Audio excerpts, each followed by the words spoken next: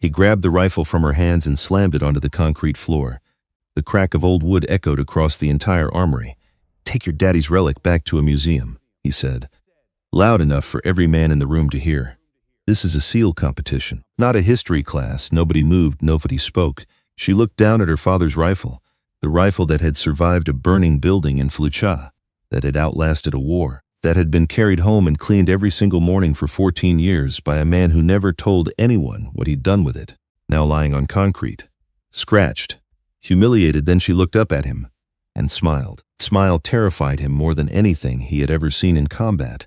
What he didn't know, what none of them knew, was that her father had kept 17 men alive with that rifle, and the medal he earned for it had been buried, on purpose, by the same kind of men who were now stealing her ammunition in the dark, sabotaging her scope, erasing her name from the schedule. They thought a broken rifle and an old set of iron sights would be enough to break her. They were about to learn what 20 years of Montana mornings had built, and what a dead man's voice still says every time she breathes out. They heard her before they saw her, not because she was loud, she wasn't, not because she announced herself, she never did. They heard her because 40 men standing on a California tarmac in the kind of heat that rises from concrete and finds you from below went quiet at exactly the same moment, and silence from 40 elite operators is its own kind of sound. The bus pulled into Naval Air Weapons Station China Lake at 6:43 in the morning. Captain Sarah Callum was the last one off, not because she was slow, because she had learned, the hard way, the only way anything worth learning ever gets learned, that the way you enter a room tells people everything they need to know about whether you're afraid of them. She wasn't. She stepped down onto the tarmac with her duffel over one shoulder and her father's rifle case tucked under her left arm like it weighed nothing. It weighed more than most people realized. Not in pounds, in years. In a November in Fallujah that nobody on this parking lot knew about.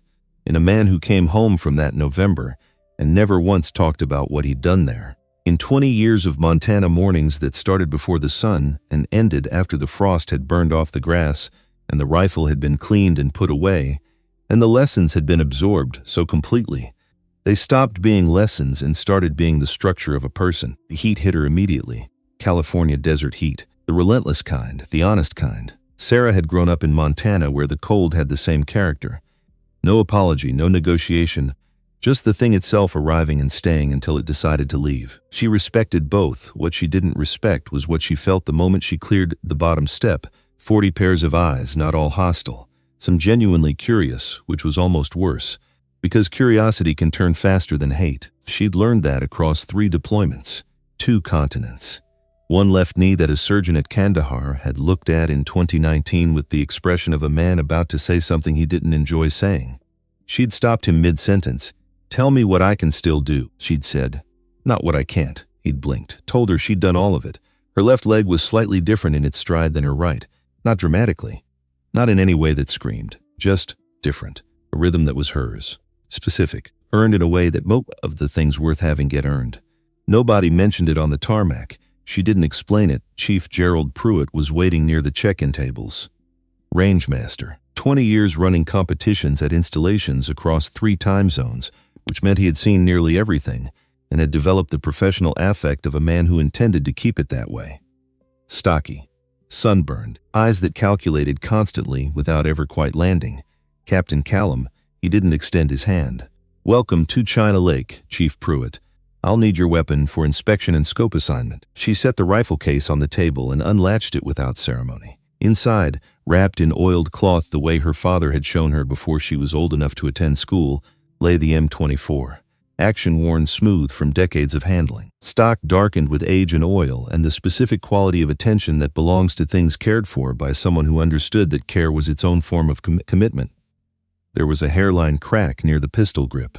Repaired, carefully, with wood filler and fine sandpaper and linseed oil and the patience of a man who believed, actually believed, not as a sentiment but as a working principle, that broken things were worth keeping. Pruitt looked at the rifle, then at Sarah, then back at the rifle. "This is your competition weapon." "Yes, the tournament specification."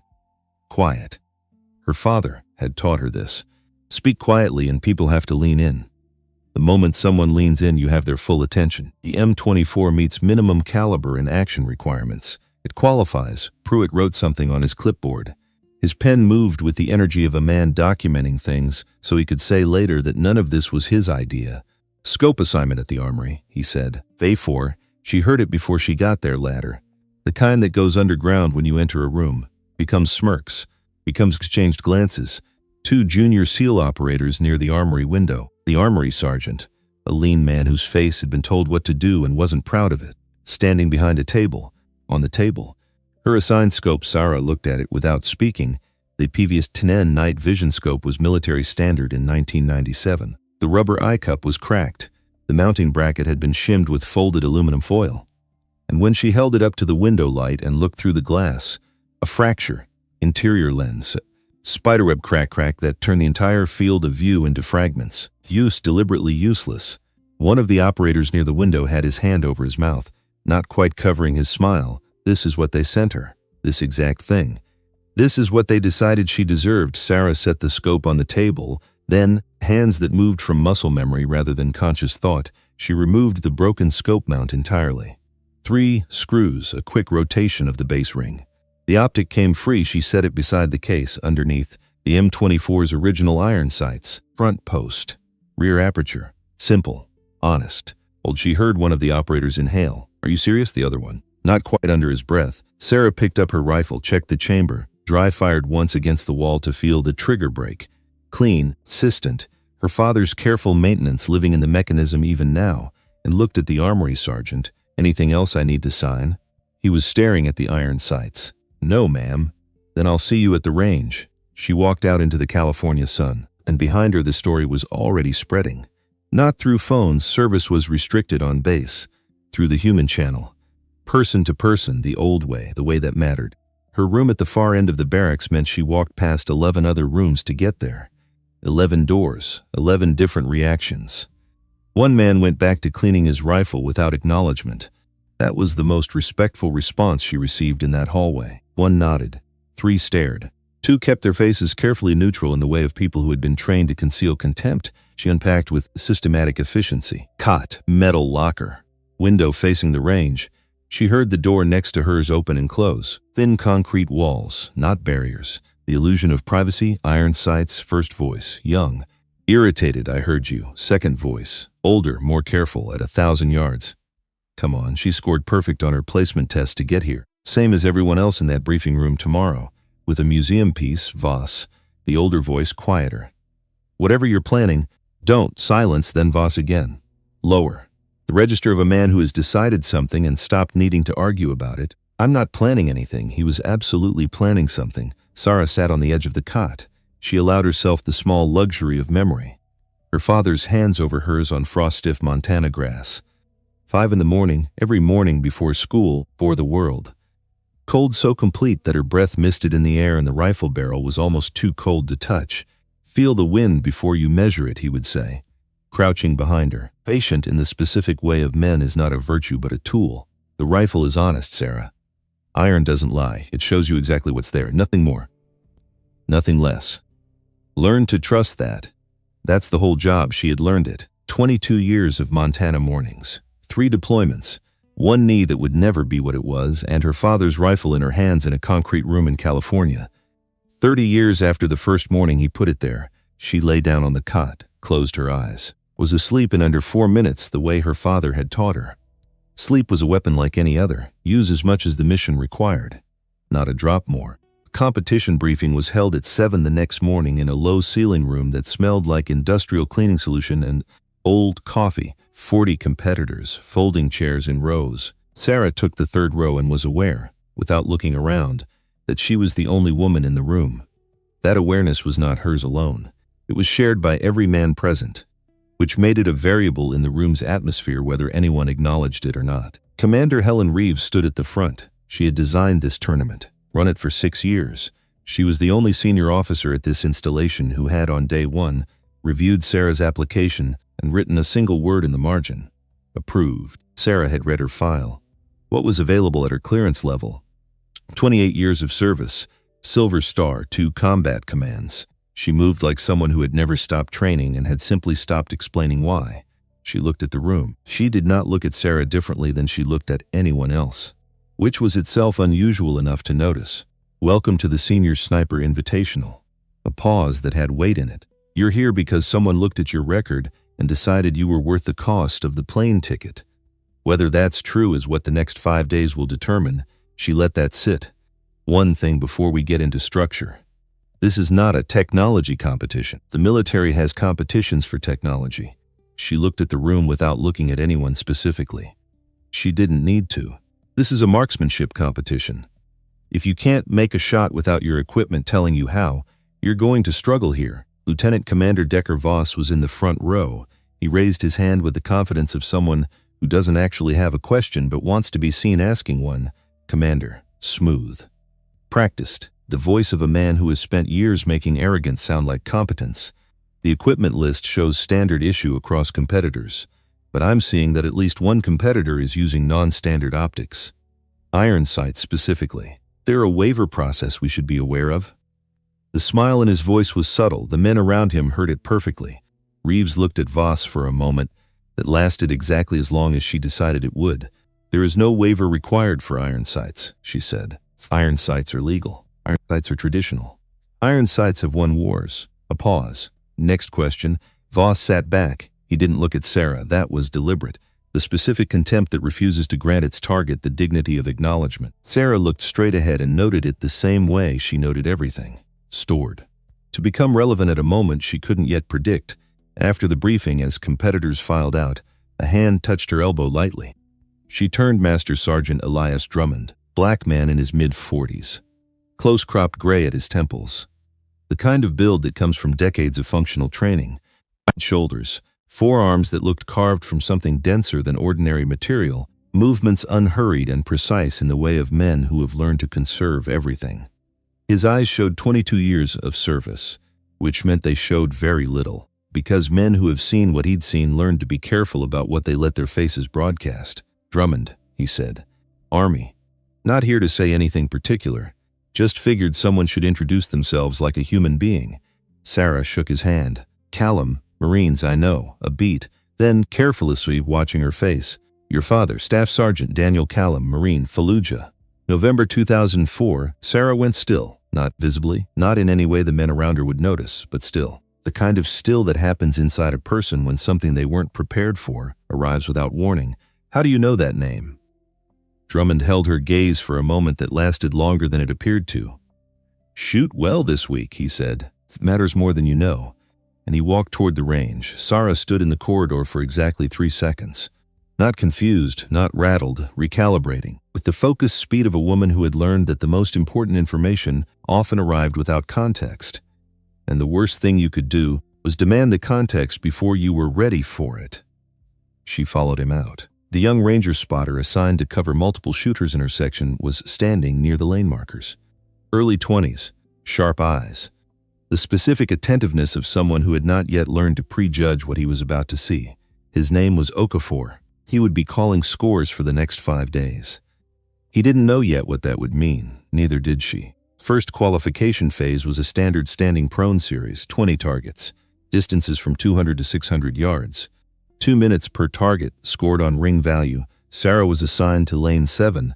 Voss was in lane 6. She went prone, settled the rifle into position.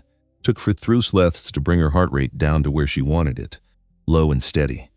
The rear aperture framed the first target at 200 yards. The front post sat in the center. She breathed out slowly, felt the natural pause between exhale and the next inhale. That precise window when the body is briefly still enough to be trusted. Broke the trigger clean. She cycled and moved to the second target without checking the first. You didn't check. Either you did it right or you didn't. Looking back wouldn't change it. On her left, Voss settled into position. She heard his scope's adjustable turrets clicking. Deliberate. Expensive. Sound of a man who trusted his equipment more than himself and had spent enough to justify that trust. His first shot came 4 seconds after hers. 9. Good. Not perfect. Her third shot. 10 center. She heard someone on the observation platform exhale. Shot 4, 5, 6. Each one in the rhythm she'd maintained since she was 7 years old. Each one called at 9 or 10. Each one landing in a conversation happening on the observation deck above her. A conversation she couldn't hear but could feel in the quality of what followed each score call. Shot 12 at 400 yards. This was the one that changed the tone. 400 yards with iron sights, there is no margin for anything except perfect fundamentals. The front post is the width of a small coin at that distance. The wind had a left-to-right component. 8 miles per hour, gusting. Felt rather than measured. Sarah waited. The gust softened for exactly the window she needed, 10 center, from the observation deck. A voice saying something sharply. Then silence on lane 6. Voss had stopped shooting. She registered it the same way she registered a wind drop. His rifle had been making a rhythm of reports. Now the rhythm paused. He had noticed shot 15, 500 yards. Shot 17, 550. Shot 19, 600 yards. Wind had picked up. 12 miles per hour sustained with a crosswind that shifted every 40 seconds in a pattern she'd been cataloging since she got into position. She adjusted her hold without touching a turret, without dialing anything, using only the position of the front post relative to the target's edge, 10 center. Chief Pruitt, standing at the scoring station, a man who had spent 15 years developing the professional composure of someone who believed he had seen everything, said nothing for 3 full seconds.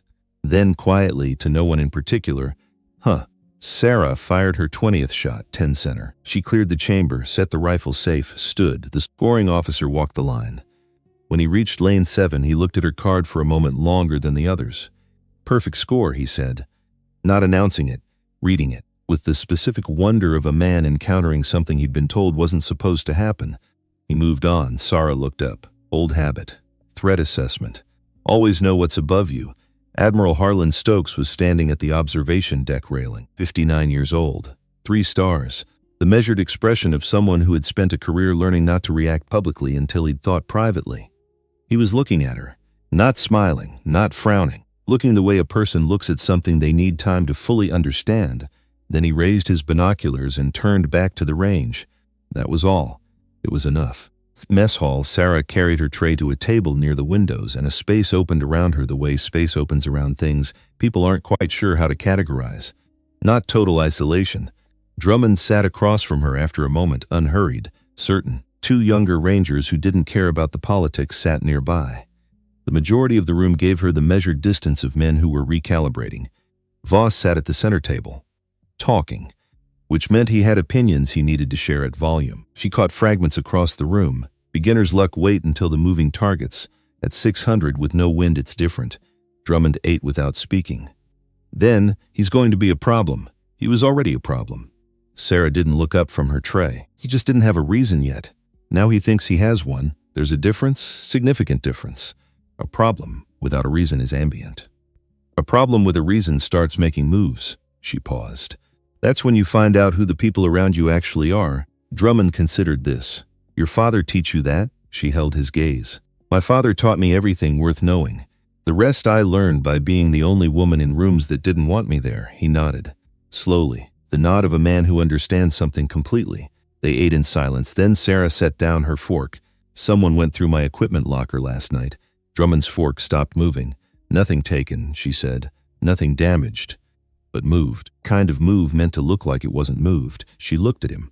I pack my gear in a specific sequence. The sequence was disrupted. You're sure? Not a question, I'm sure. He was quiet. Across the mess, Voss said something that made the men at his table laugh. Sarah didn't look over. I'll keep my eyes open, Drummond said finally. I know you will. She picked up her fork. That's why I told you. The afternoon qualification was a timed scenario. 12 targets, random sequence, mixed distances, each visible for 8 seconds. 1 shot per target. Missed the window. The target was gone, no recovery. This was the format that separated instinctive shooters from proficient ones. The ability to trust your first read. Not confirm it. Not second guess it. Trust it. Sarah went to lane 7. Went prone. First target appeared, 400 yards. Moving offset right. 8 seconds. Iron sights found it in the first second. Second, she read the wind, made the synthesis that happens below conscious thought when you've done it enough times.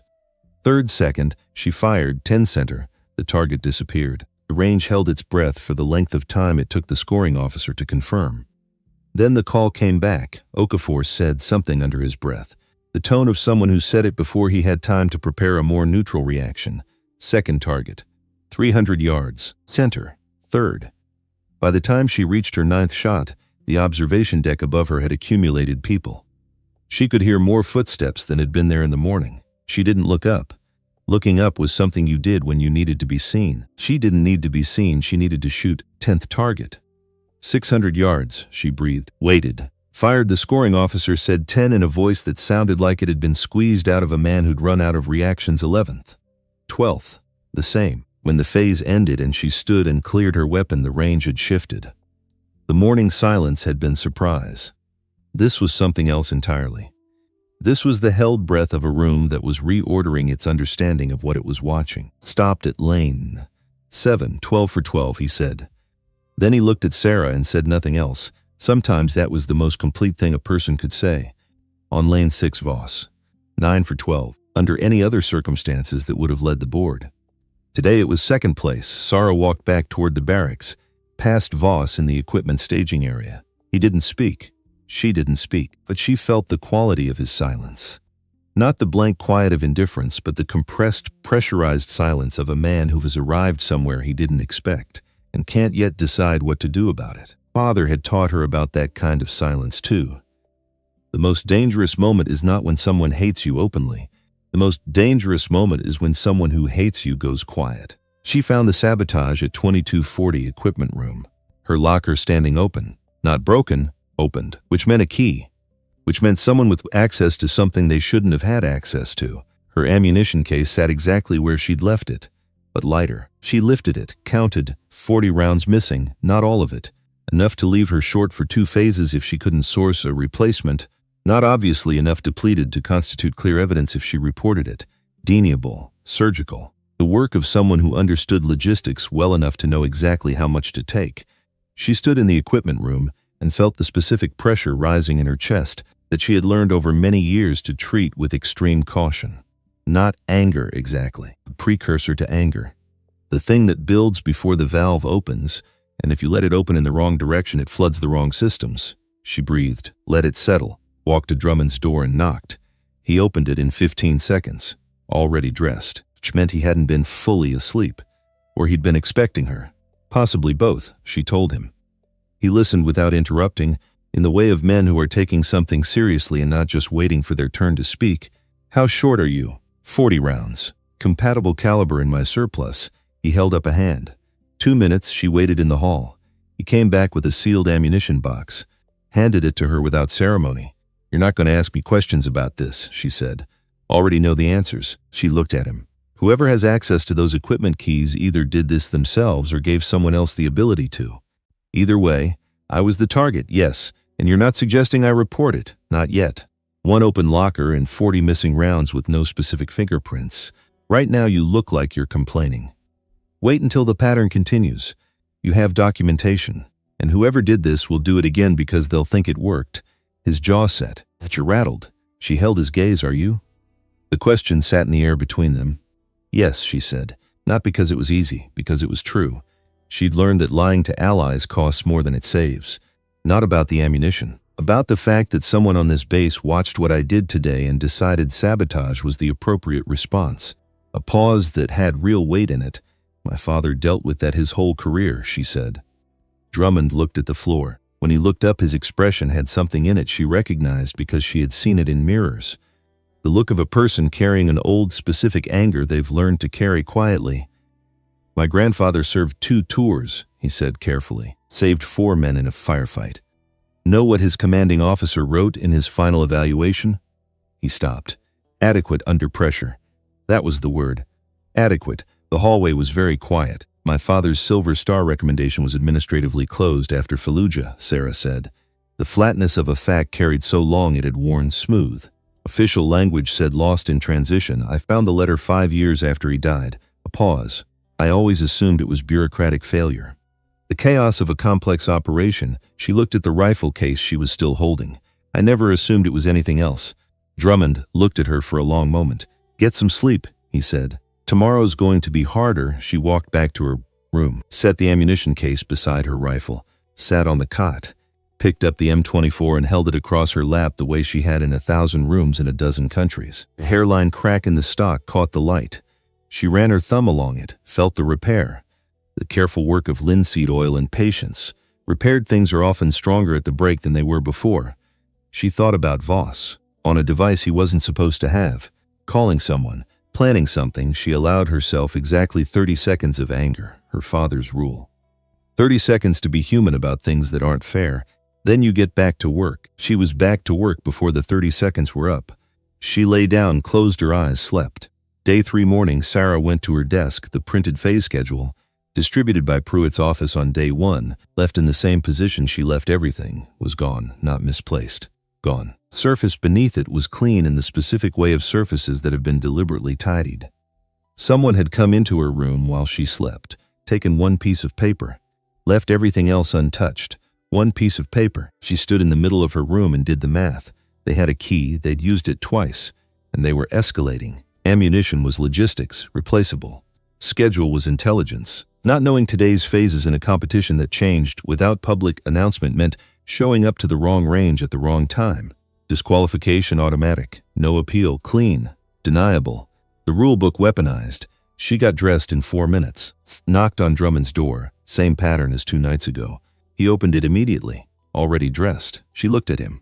When did you start expecting this? When Voss closed that door too carefully on day 1, he turned back into the room, picked up a spare schedule from inside his jacket hanging on the chair back, held it out. I made 2 copies last night. Kept one on my person. She took it. The stress fire phase had been moved from 1400 to 1100.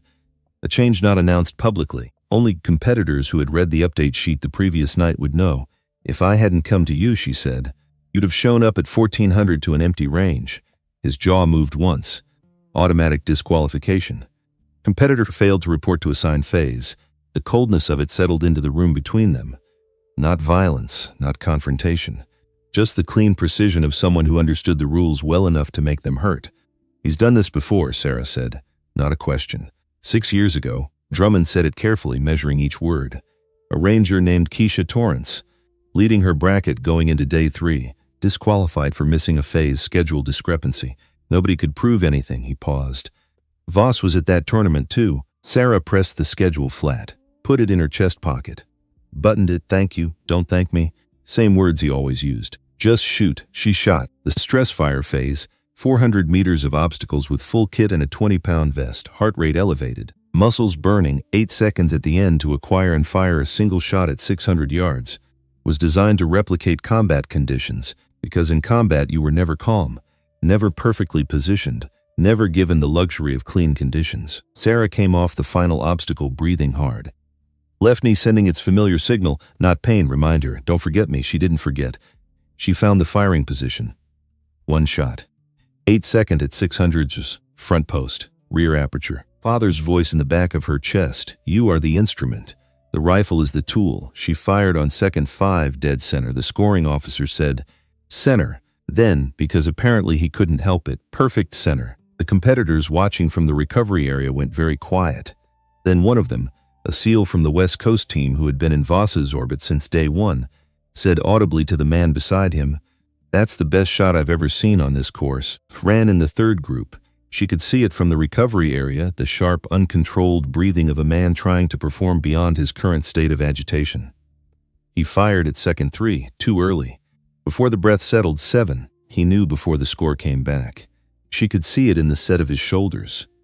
The particular stillness of a man absorbing something he'd known was coming and still wasn't ready for.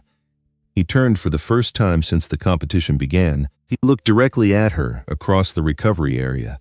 Not with contempt, not with the calculated dismissal of the previous 2 days, with something rawer than either of those. Something that in another person, in a better moment, might have developed into understanding. It didn't, it hardened. He looked away. Chief Pruitt found her at the equipment staging area at 0945. His expression was different. Not the professional neutrality of the first 2 days. Something that had broken the surface. Real concern. The kind that pulls at a man's face when he's deciding whether what he knows is something he's supposed to say. Captain Callum. He looked at her locker. Back at her. I need to ask you something. Think carefully before you answer, all right? Has anything interfered with your equipment or your access to competition materials since you arrived? She held his gaze. Why are you asking me this right now? He exhaled through his nose. Because I found something this morning. He reached into his shirt pocket and produced a key. Her locker number engraved on the grip. He held it so she could see. This was in the lock of the logistics cabinet, he said. Not your locker. The main storage cabinet, the one only logistics staff have access to. He paused. Someone used your key to access your locker and then stored it where they thought it wouldn't be found. The silence between them was specific. I'm not asking you to file a formal complaint right now, he said. I'm asking you to confirm what I already believe happened, so I know how to handle the next 24 hours. Someone took 40 rounds from my locker 2 nights ago, Sarah said, and my training schedule was taken from my room the following night. Pruitt's expression did something complicated. The kind of complicated that happens to men who have served honorably for a long time and suddenly find themselves inside something that dishonors the institution they spent their career building. Do you know who? I have a strong indication. I don't have proof, he nodded slowly. Put the key back in his pocket. I'm going to handle this through channels that won't tip off whoever is responsible. He met her eyes. Your schedule is confirmed. The 1100 phase proceeds. Nobody is running another disappearing act on my range. She looked at him for a moment. Thank you, Chief. Don't thank me, he said it the same way Drummond always said it. Almost the same words. She noticed that both men said it the same way, and understood something about the kind of people who show up when something actually needs to be done. Just show up at 1100, he said. She did. The afternoon scores posted at 1300. Sarah first on the board, Voss fourth, and the gap between those positions had become 3 aces. Not a matter of points, but of something more fundamental. The numbers reflected it but didn't explain it, because numbers show results.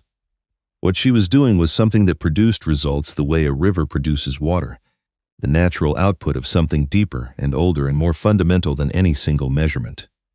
That evening, Drummond knocked on her door. She opened it. His face told her before his words did. Voss pulled 2 junior SEALs out of this afternoon's free practice window, he said. Spoke to them privately for about 10 minutes. Who? He told her. 2 names she recognized. Junior operators who had been consistent in their deference to Voss since day one. Not friends, followers. A different and more concerning category. What's tomorrow's phase? Garza hasn't announced it officially. He paused. But based on the range setup I walked through this morning, long precision series, cold bore, 5 shots. Distenses called it position. She thought about that. No pre-calculation. Real-time adaptation. Format that most favored shooters who could think in the moment rather than dial in a solution beforehand. Which was, she recognized, the format that most favored iron sights over electronics. Which Voss would also recognize. You think he's planning something for tomorrow. I think he's planning something. Whether it's tomorrow or before, I don't know. But he pulled those 2 men privately. He was careful about who could see him do it. She looked through her window at the range. Targets still hanging. Wind flags. All the honest, measurable facts of a competition someone was trying to corrupt from inside. Then we'll be ready. What does ready look like? Shooting better than I've ever shot in my life, she said, and letting whoever needs to handle the rest of it do their job. He was quiet for a moment. Then, and this was the thing she had been waiting for, the thing she could feel gathering since the first morning when he said her father's name. I need to tell you something I should have told you on day 1. She waited. Fallujah, he said. November 2004. I wasn't in your father's unit. 2 blocks east with a different element. He stopped. Started again more carefully. Combat radio doesn't respect unit boundaries, especially in a city fight. Especially when something is happening that nobody has a playbook for. Very still. There was a sniper. Marine. Holding a position on a 3-story building on the eastern approach. The building was on fire. Had been for one man. Stayed in that position and kept firing. He paused for 4 hours. While the building burned around him, Sarah didn't speak. 17 men walked out of that corridor because of 1 rifle, Drummond said. 1 man who refused to move. He paused again. Longer this time. I heard it on the radio. Real time. Different element calling it in. They kept saying there's a Marine up there. He won't come down. He's still firing. He stopped. I tried to find his name after. I never found it in any official document. 17. Father had come home from that November and sat across a Montana kitchen table from her for 14 more years and never said that number. Had talked about the weather, rifle conditions, early season cold snaps, taught her to read wind and trust iron and make the shot that needed to happen regardless of conditions, and had never said. I kept 17 men alive and nobody wrote it down right, had never said anything. He never talked about it, she said. No. Drummond's voice was careful. Men who do what he did, the real ones, they almost never do. She looked at her father's full leaning against the wall, the hairline crack. the repair, the linseed oil, and patience of a man who believed broken things were worth keeping. A man who had stayed in a burning building for 4 hours and come home and taught his daughter everything he knew, and never once suggested that the military owed him a single thing for any of it. 17 men. She found out the rest the next morning, not from a conversation. From a piece of paper. Drummond had pulled the thread weeks before arriving at China Lake. Had suspected something. Had requested records from the National Personnel Records Center through channels he didn't explain. Had been waiting until she was ready to hear it, or until the thread led somewhere he could actually use. It had led somewhere. Silver Star recommendation for Staff Sergeant Daniel James Callum had been submitted January 14, 2005, 2 months after Operation Phantom Fury. Filed by his commanding officer, Captain Richard Norse. Filed correctly, filed completely. Received February 2, 2005. Received. Read. Set aside the notation in the administrative record, insufficient independent corroboration from officers of sufficient rank. Sarah read it twice. Then she looked up from the paper. What does the rest say? Drummond pulled out a second page, an internal memo. The kind not meant to leave the building it was written in. He'd gotten it from a source she didn't ask him to name. He put it on the cot beside her. She read it. Daniel Callum had filed a formal report on December 19, 2004, 3 weeks after Phantom Fury. A report about a senior lieutenant in his brigade who had been systematically misreporting ammunition expenditure, inflating requisitions, redirecting the difference. In a garrison environment, it might go unnoticed for years. In a combat zone, it was the kind of thing that got men killed when supplies that should have been there weren't. Daniel had filed the report. The lieutenant he'd reported had a relationship with the officer who controlled Silver Star approvals in that brigade. The recommendation had been set aside 3 weeks after the report was filed. Coincidence was a word. Sarah had stopped believing in it professionally around her second deployment. She sat with the paper on her lap and said nothing for a long time. Not because she was in shock. She was the daughter of a man who had taught her to read the wind. Sometimes the wind told you exactly what you didn't want to hear, and your job was to receive that information clearly and not let it compromise the shot. But this was not the range, and this was her father. Father hadn't been forgotten by a failing system. He had been deliberately set aside by a system protecting itself, because he'd told the truth, because done the right thing, and the right thing had cost him everything the military owed him. He set the paper down, looked at the M224, said very quietly to the room, the weapon who had carried it through a burning building in Fallujah and come home and never asked for anything. Iron doesn't lie. A pause. Shows you exactly what's there. Another pause. Nothing more. Nothing less. Drummond said nothing for a long moment, then carefully, "That's what we need to show them." It arrived at 0300 on day 4. Sarah heard it before she felt it. A sound like a freight train changing its mind about its direction, coming from the west, and arriving fast enough that the first gust hit the barracks wall while she was still sitting up from sleep. Then the rain not building gradually, arriving all at once, the way serious Pacific storms arrived when they meant it. Full force from the first second, horizontal, driven by a wind Pruitt would later measure at sustained 42 miles per hour with gusts to 61. She was dressed and at the window in 90 seconds. The range was invisible, not obscured, invisible. The kind of rain that doesn't fall so much as occupy, filling every space between objects until distance becomes theoretical. Target frames at 200 yards were shapes. At 400 they were suggestions.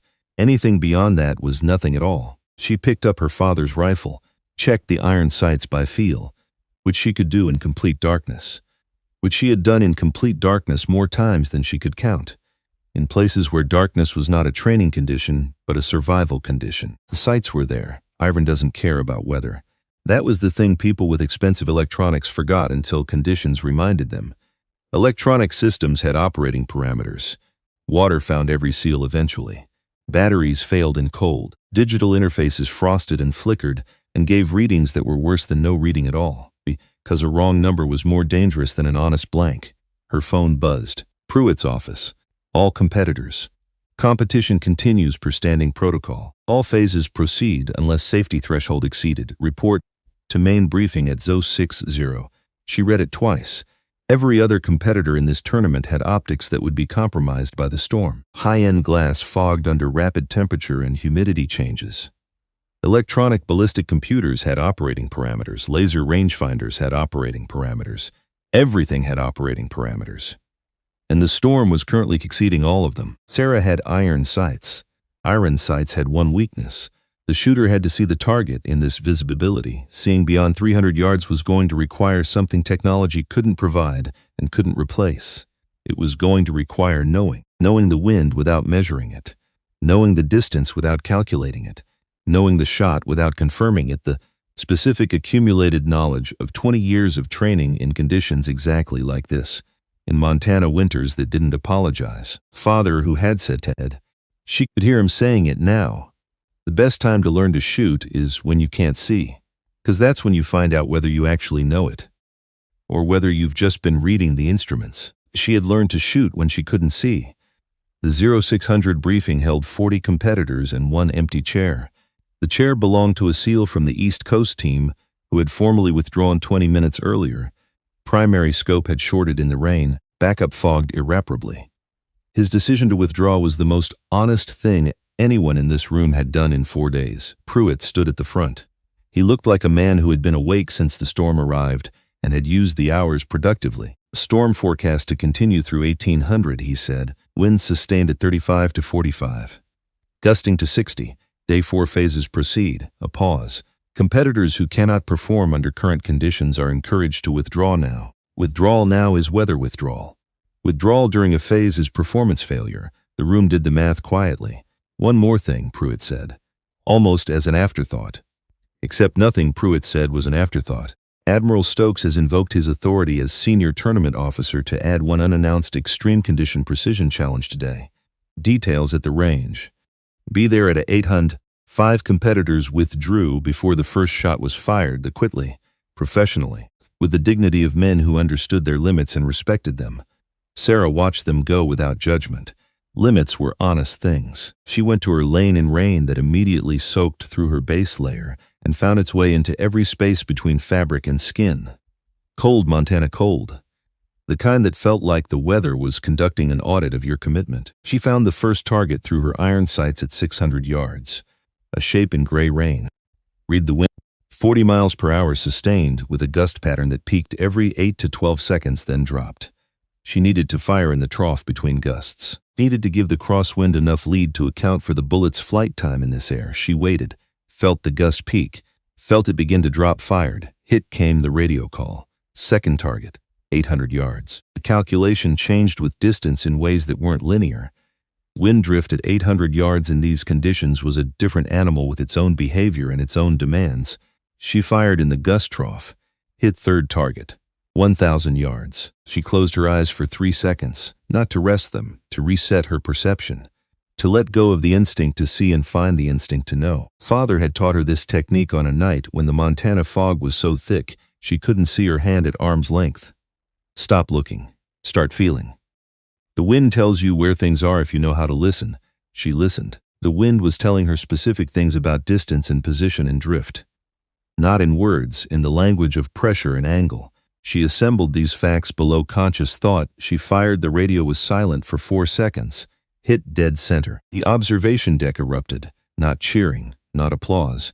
The involuntary vocalization of people watching something that was reordering their understanding of what was possible.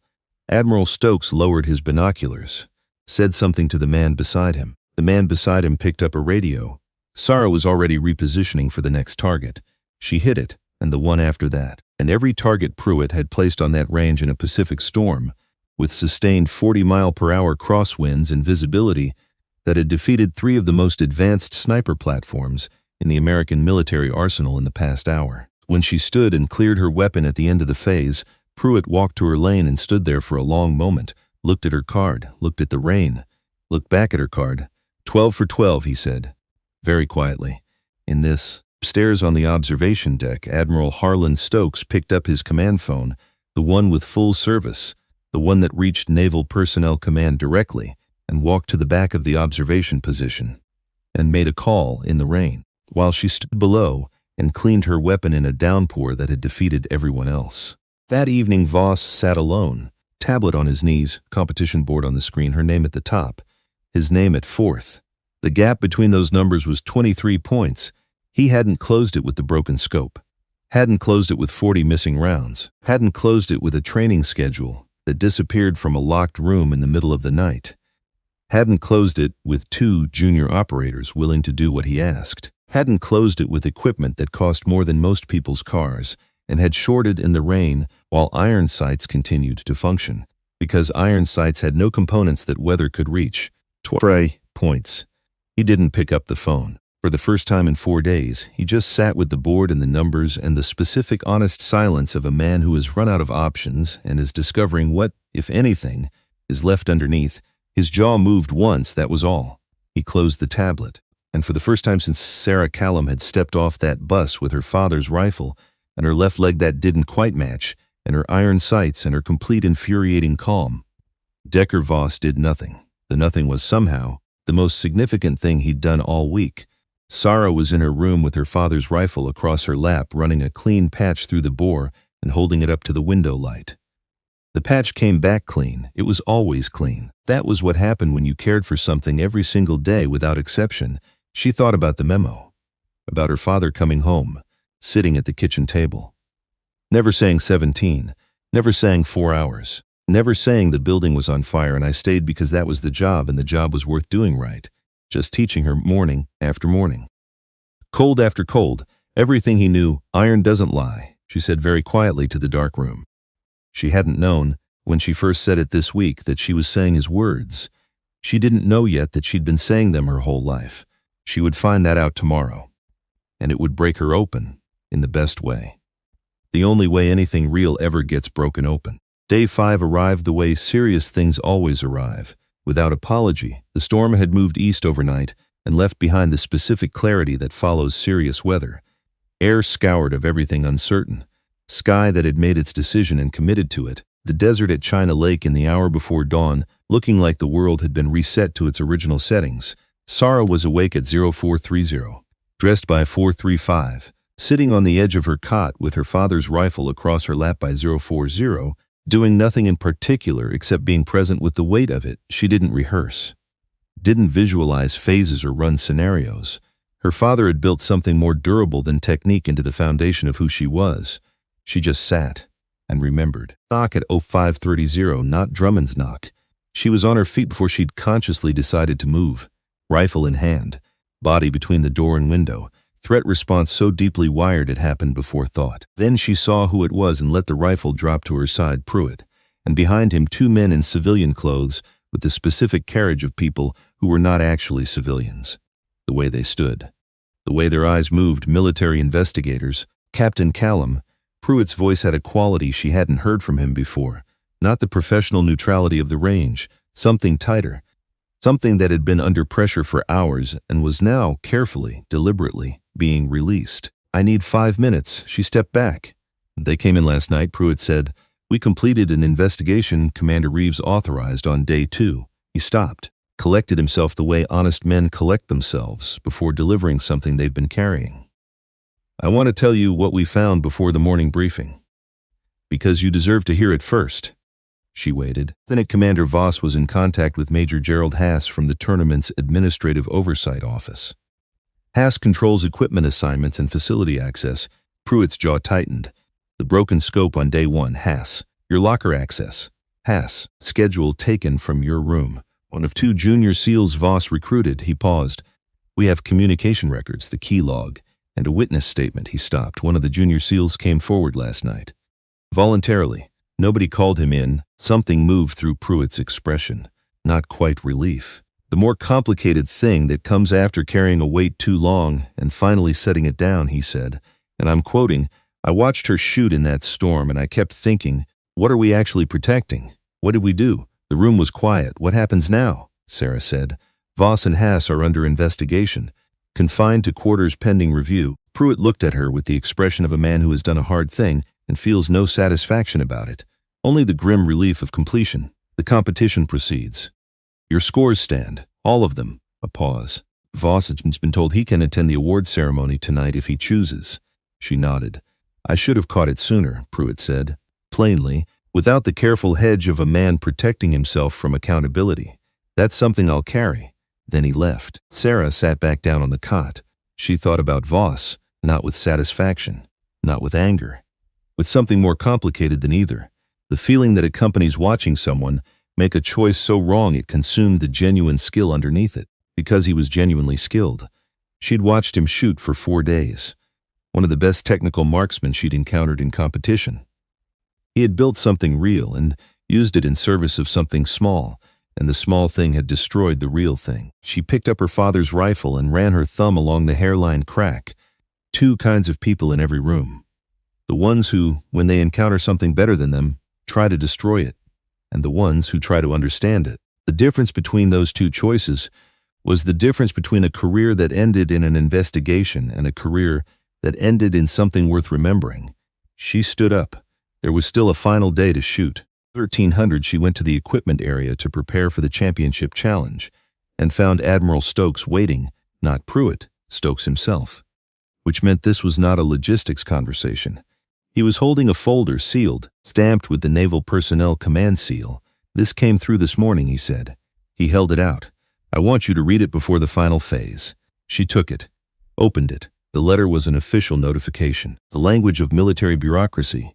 Formal, careful, containing human content inside institutional structure. Review initiation for the Silver Star recommendation of Staff Sergeant Daniel James Callum. Submitted January 14, 2005, regarding actions during Operation Phantom Fury, Fallujah, Republic of Iraq, November 7 through November 14, 2004. The review had been initiated at the request of Admiral Harlan Stokes. Expected timeline for completion, 30 days. The letter noted that based on documentation reviewed, the board considered confirmation of the award. She read this part twice, highly probable. She read it a 3rd time. Her eyes moved over her father's name. His full name, Daniel James Callum, Staff Sergeant, USMC. The name she had known her entire life, attached now to the thing he had earned and never received. The acknowledgement that should have come home with him in 2005 and hadn't, that was now 20 years late, imperfect in its lateness, but real and documented and moving through official channels with an admiral's name on it. Finally arriving, she looked up at Stokes. For only the 2nd time this entire week, in a room with another person, she felt the pressure in her chest that meant grief and pride had found each other, and were occupying the same space at the same time. "He deserved this in 2005, she said, her voice steadier than she expected. "Yes," Stokes said. "He did. He never talked about the Silver Star. He never complained about it." She stopped. "He just kept teaching me. Spent years teaching me everything he knew, without ever once suggesting that the military hadn't given him what he'd earned." Stokes looked at her for a moment. "That," he said quietly, "is the definition of character." She folded the letter carefully, put it in her chest pocket, buttoned it over her heart. "Go shoots," Stokes said, his voice carrying the quality of a man who has more to say and is choosing to say it differently, through presence rather than words. "He's watching." She picked up her rifle and walked to the range. The championship challenge was announced at 1400. Commander Reeves described it to the 38 remaining competitors, and the room did the thing rooms do when they encounter something that redefines the scale of what they thought they were dealing with. It went very still. Stillness became its own kind of answer, cumulative fire, 11 shots at escalating distances, starting at 400 yards, moving back 100 yards for each subsequent shot. No reset between distances, no recalibration. Ending at 400 yards, 1 shot at 400 yards, at 400 yards with a standard rifle and quality optic in good conditions, a world-class marksman had perhaps a 40% chance of a first-round hit. The variables at that distance compounded on each other. Wind drift, bullet drop, atmospheric density, the inherent accuracy limits of the ammunition itself, until the shot became as much art as physics. With iron sights, the mathematics moved into territory that most of the room, without saying it out loud, classified as practically impossible. Sarah heard the challenge described, heard the final distance called, and thought about her father in the rain in Fallujah, firing through smoke at targets he couldn't fully see. This is where the physics said no and he said yes anyway, because 17 men were counting on him to find a way.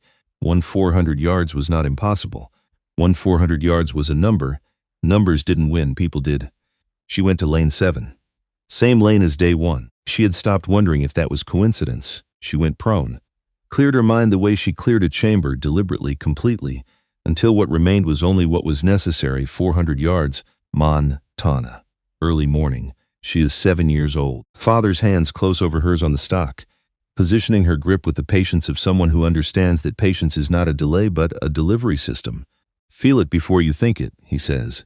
Cold grass under her knees, cold air in her lungs. Front post finding the target with the specific certainty of something clicking into place. She fires.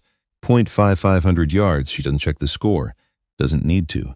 She already knows Kenter's 600 yards. Wind 12 miles per hour left to right. Consistent. She read it 20 minutes ago. At 600 yards, that wind means approximately 8 inches of drift over the bullet's flight time. She adjusts without a turret, without a dial, without anything except the position of the front post relative to where she knows the target is. Someone on the observation deck exhales loudly enough that she can hear it above her 700 yards. The day her father came home from Fallujah. She is 8 years old. She doesn't know yet what Fallujah is. She knows only that he has been gone for 7 months, and now he is standing in the doorway of their Montana house with his duffel bag and his rifle case and his eyes that look like her father's eyes, but are also somehow different, containing something new, something she won't have a name for until she is much older. He crosses the room and picks her up and holds her. He doesn't say anything. She realizes years later that he was shaking. She fires at 700 yards, counterpoint, 800 yards. The observation deck has been filling steadily since the 400-yard shot. Men arriving from other parts of Zace, drawn by the current that draws people toward things they sense, are historic without being told that's what they are. She doesn't look up. Fires. Center point 900 yards. Okafor stopped calling scores out loud somewhere around 700. He is just writing them down now with the concentrated silence of a man who has run out of words and decided to stop looking for them. Point 1,000 yards. Kandahar. 2019. She is 23. The surgeon is looking at her left knee with an expression she has learned to read. She stops him before he can say what he's going to say. Tell me what I can still do, he blinks. He tells her. She does all of it, every single thing on the list, plus some things that weren't on the list. Because the list was his estimate, and estimates are based on averages. She has never been an average canter. The range has gone completely silent. Not gradually. Crossed a threshold somewhere around 900 yards, and the silence became absolute. 38 competitors and an observation deck full of military personnel, all holding their breath simultaneously without coordinating it. 1,100 yards. She breathes, feels the wind, feels the distance in her bones, the way distances she's shot her entire life live in her body as physical memory rather than intellectual data. Fires Condor. 200 yards. Yesterday's distance. The one that stopped the range cold in the middle of a Pacific storm. Today the conditions are cleaner. Her body already knows what 2,100 yards requires because yesterday has been filed in the same place everything gets filed. Below conscious thought. In the foundation her father built Kentra 3 a yard, so she is aware of something she has never felt in competition before. Not nervousness, not pressure. The specific quality of a moment recognizing itself. The sense that the last 20 years of her life have been the preparation for the next 90 seconds. That somewhere the accounting is about to be settled. She fires 4 seconds of radio sustain. 4 seconds that the observation deck will describe for years. Hit, the scoring officer says, 300 yards. Center. The sound from the deck is not polite, not organized. The completely involuntary noise of multiple people failing simultaneously to maintain composure. Burst that lasts 3 seconds and then cuts off as they remember where they are. The cutting off is somehow louder than the noise itself. 1,400 yards. She repositions the final distance. The distance that the math says is the edge of possibility, and that she is going to shoot anyway, because her father did not spend 20 years teaching her to respect mathematical limits. He spent 20 years teaching her that the limits were where the work began. She goes through her process, not slowly. At the speed the shot requires, she feels the wind. 12 miles per hour, left to right, consistent. The same wind she has been reading since she arrived on this lane. She feels the distance, the 400 yards between her and a dark target she cannot see clearly, but can locate the way she locates everything. Through the accumulated knowledge of mornings and cold, and a man's patient hands and the honest simplicity of iron that doesn't add anything and doesn't take anything away. She feels the front post, the rear aperture, the alignment between them. She feels her father's hands over hers. One last time, in the Montana dark, before the world was awake, before she understood what she was being given, before she knew that every single morning of her childhood It was a gift being placed in her hands by a man who had survived something terrible and come home and decided the most important thing he could do with what he'd learned was give it to her. She breathes out. In the pause between breaths, when the body is briefly still enough to be trusted, she breaks the trigger. The bullet travels for approximately 1.8 seconds. During those 1.8 seconds, the range is so quiet that Admiral Stokes, standing at the observation railing, will say later he could hear his own heartbeat. Then the radio crackles, and the scoring officer at 400 yards says 3 words: hit dead center. What happens next is not the response of a professional military audience at a controlled competition. What happens next is the response of human beings who have just watched something they will describe for the rest of their lives. The observation deck erupts without restraint. Men who have spent careers learning to control their reactions, discovering that this particular moment exceeds the capacity of their training to contain. Voices calling out in genuine unguarded amazement. Admiral Stokes grips the railing with both hands. Somewhere in the middle of it says to no one in particular, in the voice of a man who has lost the battle to remain neutral, "My God." Reeves didn't say anything. She stood at the railing and looked at the range below, where Sarah Callum was clearing her weapon and standing and becoming aware of the sound above her. And she felt something that a person who has spent 30 years in the company of exceptional soldiers feels rarely enough to notice when it arrives. Privileged to have been present, to have seen it. She turned to the officer beside her. "Get the ceremony room ready," she said. "Tonight, full dress." Every branch present, Sarah walked off the range and found Drummond waiting. His face was the most open she'd seen it in 5 days. The careful reserve of a 22-year veteran completely set aside, placed by the expression of a man who has watched something he will never forget and is not trying to pretend otherwise. He didn't say anything at first, just looked at her. She looked back. 9 for 12 yesterday, she said. In a hurricane. That was real shooting. He shook his head. Slowly. "Don't do that, Elias." It was 400 yards, he stopped, with iron sights. Dead center. "After everything this week threw at you," he paused. "There are maybe 5 people alive who could do what you just did, and I don't know that any of them could do it on that rifle. With that equipment." After everything, she was quiet for a moment. "My father could have done it," she said. "In November 2004, in the rain in Fallujah, he did things that were harder." She paused. "I'm just the proof that he taught it right." Drummond looked at her for a long moment. "He did," he said very quietly, and that was the most complete sentence she had heard all week. The ceremony was held at 1900 in the base's formal assembly room, every available chair filled, men standing along the walls. Word had traveled the way it travels on military bases, not through official channels, but through the human ones, person to person, the story moving and growing until every person in that room had heard a version of it and come to see the ending for themselves. Sarah stood at the front in full dress uniform, her father's rifle in her hands. She had insisted on holding it. Pruitt had started to say something about ceremony protocol and stopped himself because some arguments answer themselves before they're finished. Commander Reeves stood before the assembled group. Admiral Stokes to her right. The room in that particular silence of people who are already inside whatever is about to happen, rather than waiting for it. Reeves spoke without notes. 5 days ago, she said, stood on an observation deck and watched a woman put iron sights on a rifle that had been to Fallujah and back and make shots that the best-equipped platforms in our arsenal could not replicate in the worst conditions this has seen in a decade. She paused. "I've been in this work for 30 years. I've trained with the best marksmen this country has produced. I thought I understood what the ceiling looked like." Another pause. "I was wrong." The room said nothing. "But this week wasn't about shooting. Shooting is wadu. This week was about what produces shooting. Real shooting, the kind that functions when everything else has failed, is character. Discipline. Legacy." She stopped.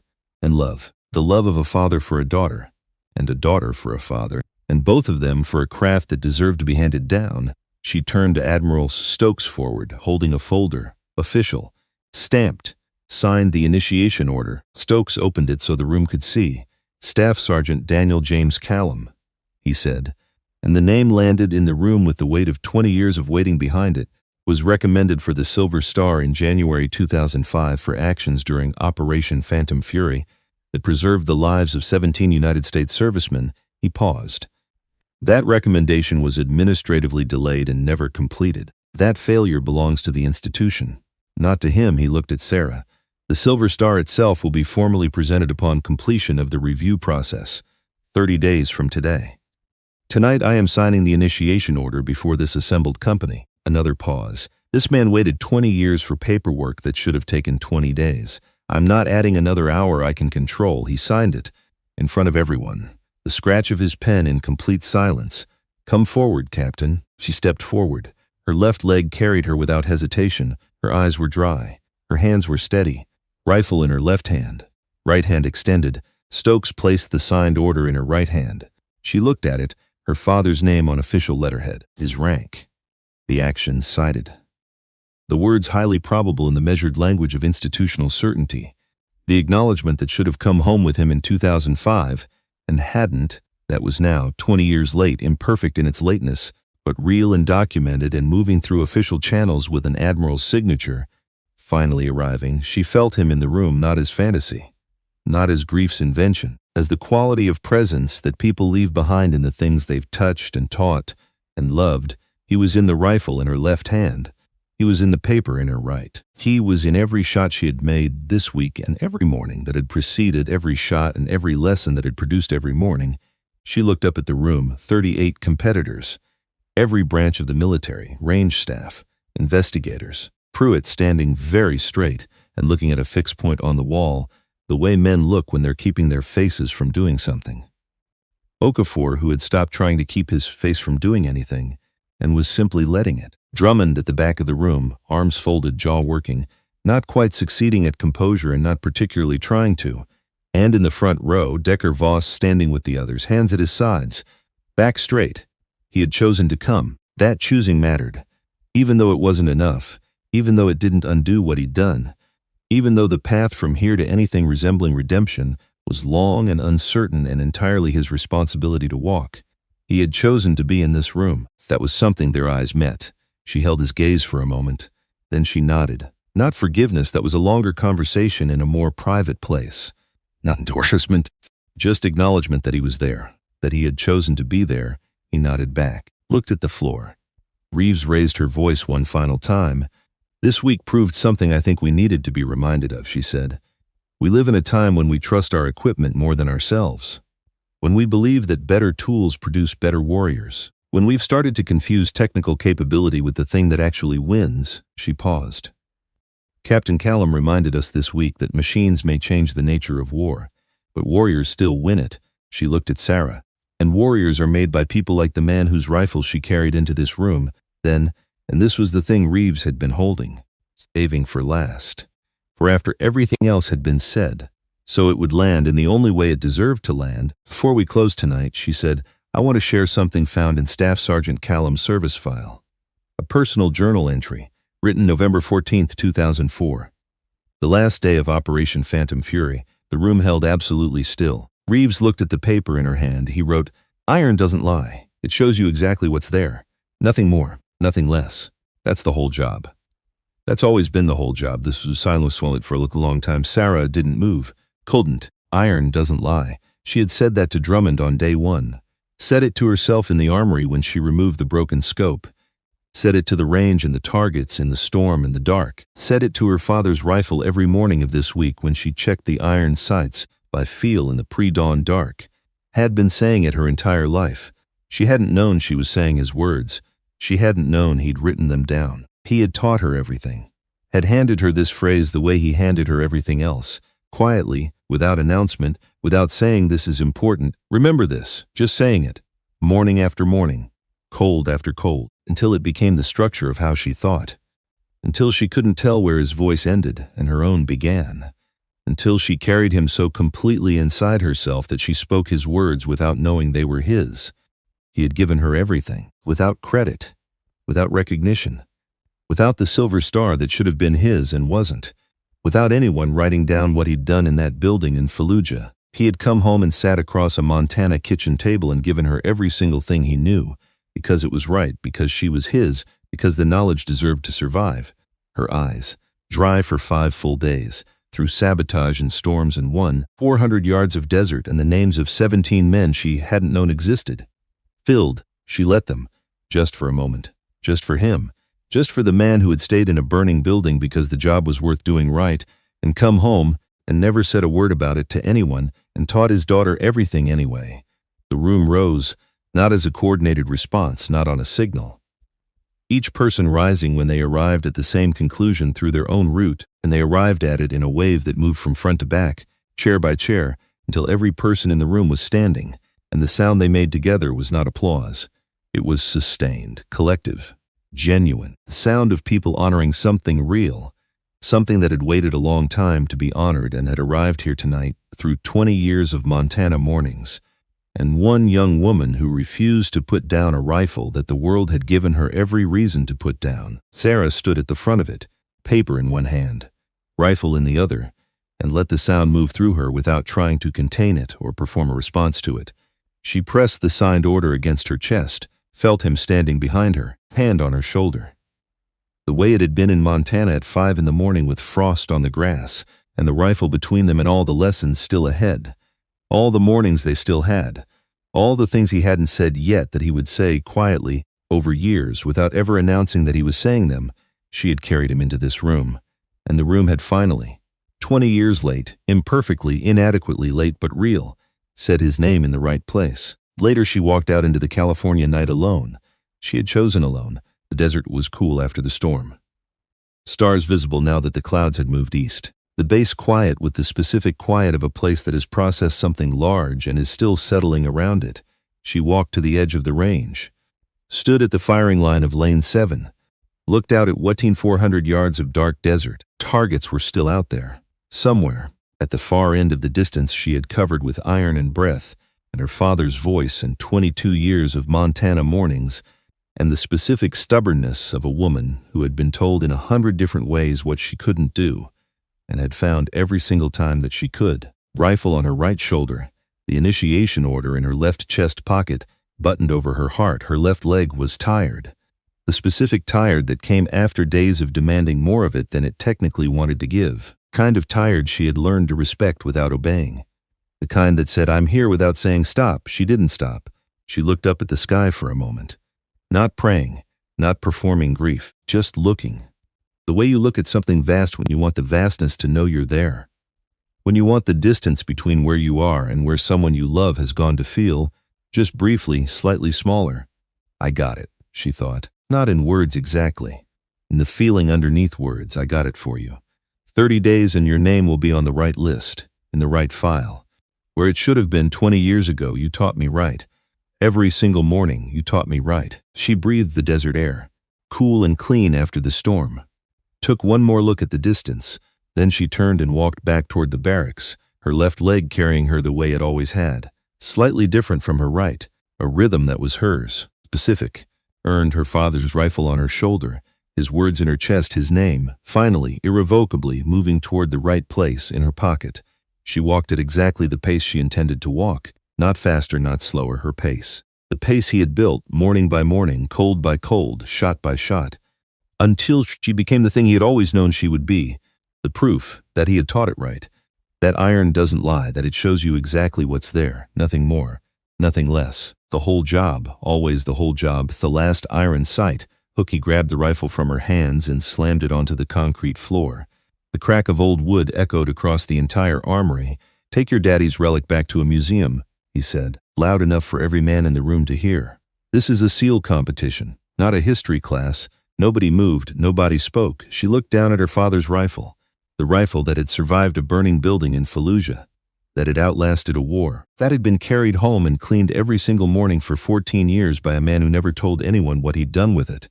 Now lying on concrete, scratched, humiliated. Then she looked up at him and smiled. That smile terrified him more than anything he had ever seen in combat.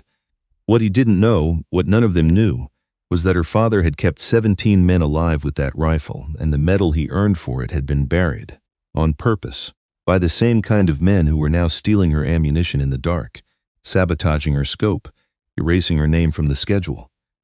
They thought a broken rifle and an old set of iron sights would be enough to break her. They were about to learn what 20 years of Montana mornings had built, and what a dead man's voice still says every time she breathes out.